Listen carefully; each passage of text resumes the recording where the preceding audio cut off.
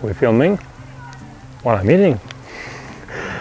Well, after we finish eating, we start filming for real, for serious, and we'll talk about creative ways to do long exposures. Usually during the middle of the day when hard shadows prevent us to obtain beautiful photos, but I'll show you some ways to use these long exposures in order to get some interesting images. So let me finish this cake here, this Hungarian cake. It's called kurtos, and we'll be back with the actual photos. I think 99% of photographers, landscape photographers, when are asked when do you do a long exposure, will answer waterfalls and low light situations. And while these two claimings are true, I think that there are more creative ways to use long exposures. And I will try to explain this long exposure in a very simple way by quickly answering to the three questions. When do you do a long exposure, why, and how do you do it? So there are different situations when you are in a certain location, not only at sunset or sunrise, and you don't have that spectacular light, but you want to do an interesting photo. And that is the moment when you can do a long exposure only if you have elements that are moving. Basically, a long exposure doesn't really mean that you have to do seconds or minutes of exposing. You can do, for example, 20th of a second or 100th of a second, as long as this speed of shooting will not freeze the motion, but will able you to capture the entire motion.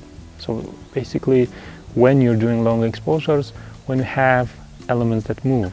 Now, why do you do it? You do it because you want to obtain something interesting, and you want to shoot maybe something that the eye doesn't see.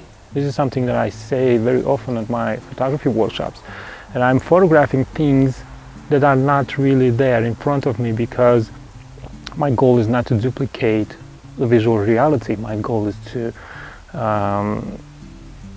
capture in my photo the equivalent of what I see and what I felt in front of a scenery. And now with a long exposure, I think it's literally what you're doing. You are capturing something that the eye doesn't see. And how do you do it? It's very simple. I'm going to use a polarizing filter to get rid of flickerings and reflections to have more saturated colors. And I'm also going to use an ND filter of 10 stops from BW.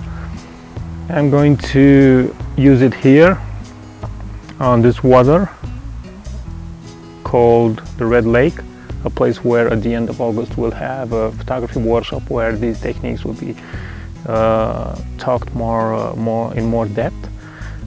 I'm going to use it in order to calm the water, and also in different situations in forests and stuff like that, to obtain some impressionistic look on images. Okay, so I decided on the shot, on the composition. I'm going to use this wonderful root, or roots and tree and whatever, as an entry point in the photo. And I have my circular polarizing placed and rotated in a position that will polarize. And this is the way I work when I'm trying to do a long exposure, because first of all you have to do a normal exposure, and I'll also show you the differences between the two of them.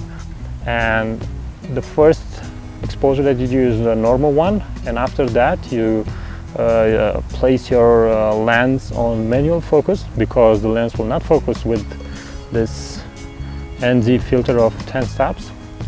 And while you're mounting it, you have to hold the polarizer so that it won't rotate and you won't lose the polarizing.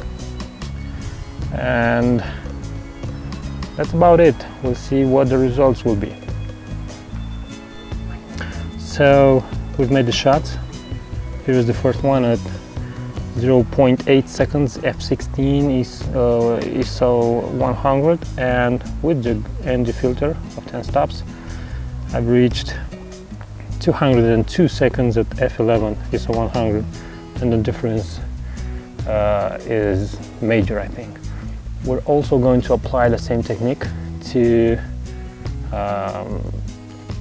some trees that are growing right in the middle of the lake, and see what results will obtain. But I think it's going to be a spectacular one because the wind is moving the trees, and we're going to get that impressionistic look on nature. So let's go. So things you do when you do long exposures: you take a look around, smell the flowers, scratch yourself, usual. So the first shot with no long exposure, 13th of a second, f16, ISO 100, and the long exposure is 157 seconds, f16, ISO 100, and the difference, I think we can all see it. So on a light that offers zero photographic possibilities, we're searching for our next victim for a long exposure.